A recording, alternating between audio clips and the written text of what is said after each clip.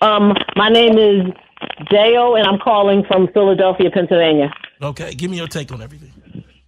Okay, well, I have my family. Basically, all of us are just in disarray. I have student loan debt. I went to college. My other siblings, they couldn't even afford to go. My brother, he went to college. He couldn't afford to finish. Our parents passed away. They didn't have any inheritance to leave us. They tried to leave us stuff, but it was just all sucked away. So, we really all know what you're talking about. Took me a while to get my family on board, but now they're starting to see we've been locked out. There's people acting like all this stuff is new. We've been locked out since forever. It's really ridiculous. And my brother, he receives disability now. He drives for Uber, and he has another job that he works, and he receives his disability. That's what they want to do. That's what they're trying to do. Look, Tom Perez, who's the head of the DNC, is responsible for a lot of this. He was the head of labor under Obama. See, they could have shut all this down, but what happened was they didn't have enough jobs. So we just going to make pieces of jobs. So what they did is they made the 1099, which is for real contractors, into a loophole so people who are actually employing people don't have to fully employ them. They can just kind of employ them. What do I mean? You don't give them no health care. You give them no recourse in terms of protections. They can't get unemployment if you let them go. So basically, you just use them up and squeeze them and throw them away. That's what the new system did that was created under your first black president, under Tom Perez as the labor secretary.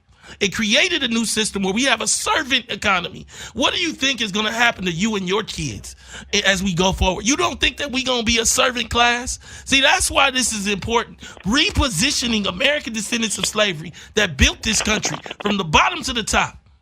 We not trying to be here working and driving and dropping people off and getting screamed at. We already done been through that.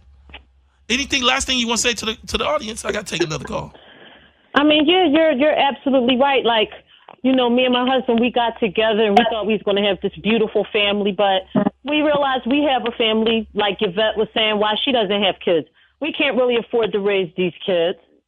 We can't. What do you mean by that? We're scrambling, trying to figure out what we're going to do. Maybe we can have a property here or there for them. Each one will get like a little property or something. We're talking to grandparents about this. It's ridiculous. Can you flesh that out? What do you mean by you can't afford them? For instance, we have a 23-year-old daughter. She went to Job Corps, and I don't know if a lot of people know this. If you go to Job Corps and you do well and your income is a certain way, they'll pay for you to go to community college. My husband is a disabled vet, so she qualifies for. See how you have to have these little things and have to come all together. You're trying to pitch patch, and it's ridiculous. That's not, and understand that's not what white America's doing. That's not when you look at that wealth transfer. Caller, thank you so much for calling. I want to try to get one more call in. Okay, thanks.